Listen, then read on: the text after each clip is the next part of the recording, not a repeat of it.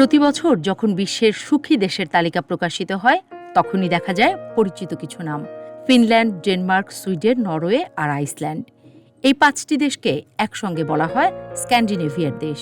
আশ্চর্যের বিষয় হলো এদের নাগরিকরাই পৃথিবীর সবচেয়ে সুখী মানুষদের মধ্যে পড়েন।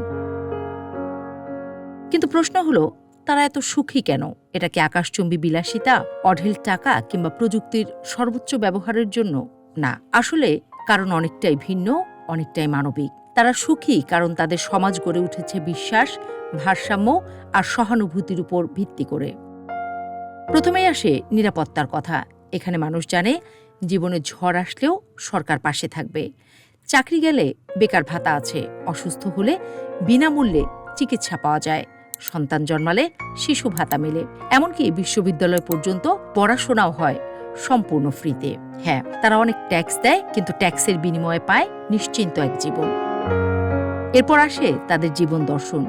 সবকিছুতেই সেরা হতে নয়, বরং জীবনকে ধীরে ধীরে উপভোগ করতে চান তারা। অতিরিক্ত কাজ, অতিরিক্ত অর্জন, অতিরিক্ত ব্যস্ততা, এসবের পেছনে না দৌড়ে তারা চায় শান্ত থাকার আনন্দ। ওয়ার্ক লাইফ ব্যালেন্স তাদের জীবনের অন্যতম মূল স্তম্ভ। অফিস ছুটির পর ইমেইল চেক করাটা এখানে প্রায় অপরাধের মতো দেখা যায়। ছুটি মানেই সত্যিকারের ছুটি, পরিবার, প্রকৃতি আর নিজের ভেতরে ফেরার সময়। সেই সাথে কাজের জায়গাতেও থাকে সম্মান, নম্রতা এবং সমান সুযোগ। তাদের সমাজ গঠিত হয়েছে বিশ্বাস আর সমতার উপর। ধনী গরিবের ব্যবধান তুলনামূলকভাবে অনেক কম। প্রতিযোগিতা, হিংসা, ঈর্ষা এই শব্দগুলো সেখানে দুর্লভ। একজন শিক্ষক, একজন বাস চালক কিংবা একজন চিকিৎসক, সবাই সম্মান পান, কেউ কাউকে ছোট করে না। প্রকৃতি তাদের জীবনের অবিচ্ছেদ্য অংশ। বরফে ঢাকা পাহাড়, শান্ত হ্রদ, পরিষ্কার আকাশ আর নির্মল বাতাস, এই সবই তাদের প্রাত্যহিক জীবনের চিত্র। আর এই প্রাকৃতিক বন্ধনই তাদের মানসিক স্বাস্থ্যে এনে দেয় বাড়তি প্রশান্তি।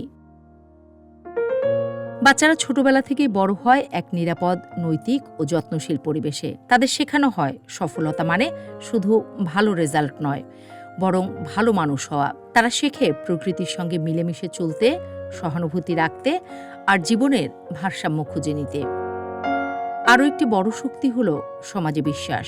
এখানে প্রতারণা, চুরি বা দুর্নীতি খুবই কম। সবাই জানে যদি কষ্টে পড়ে সমাজ আর রাষ্ট্র তাকে ধরে রাখবে। এই বিশ্বাস থেকেই আসে সামাজিক স্থিতি, আর এই স্থিতি থেকে জন্ম নেয় গভীর প্রশান্তি।